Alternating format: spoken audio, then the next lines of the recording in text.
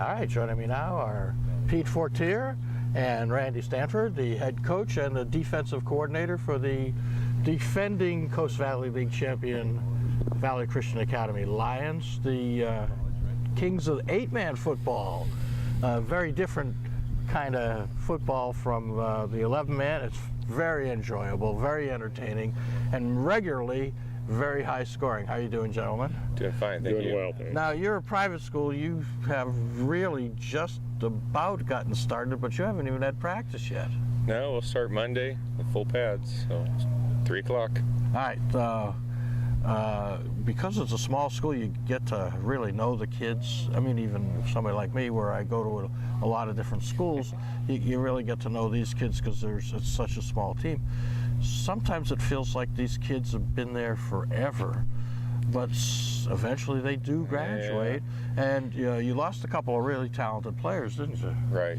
You know, we had Andrew Sparlin, of course, probably the first one you're thinking of, and people think he's been there for at least six years, but no, 4 years. Yeah, it just seems that way. And he played all 3 sports, all 4 years, and definitely an Iron Lion in our books, and definitely will be missed. Well, and that's one of the things too, because he plays every season.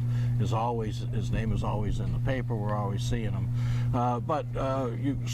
That's part of the comes with the job, is you're going to graduate kids, and now you got to bring in the newcomers. But you've got some really good seasoned veterans coming back. You've got a good quarterback, some good receivers. So who's coming back? Well, Tyler McCoy at the helm there, quarterback, and looking for. He had a great sophomore year.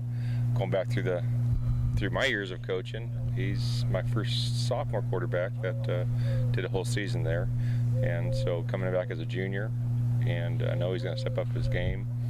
And we have Matt back as he did offensive line and fullback, so we have Matt Hollahan back, and then we have a couple receivers back, and Timmy Trinkle.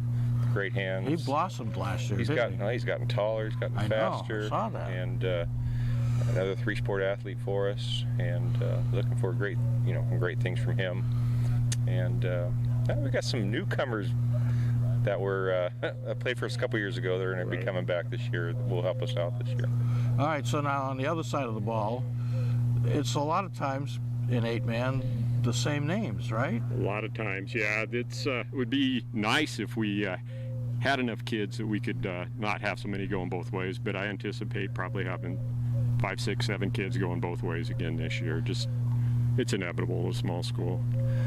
So now, the scores, I mean, I've been a couple of your games that are surprisingly low scoring, but regularly there's a lot of scoring in these games. How do you account for such a wide open offense? So it's 8-man's a speed game. You basically play with one less linebacker and no safeties, and so if a kid can get the corner on you, then he's pretty much gone if he's got any speed at all. So you have to stack your defense to stop the run, and kind of leave your corners out on an island and hope they can do the job. So now on the offensive side, if you've got a quarterback and a tall kid, now Tim Trinkle's grown a lot since I first met him when he was a Little League baseball player. Right. And he was really blossomed as a wide receiver last year. That can be a lethal weapon for an 8-man offense.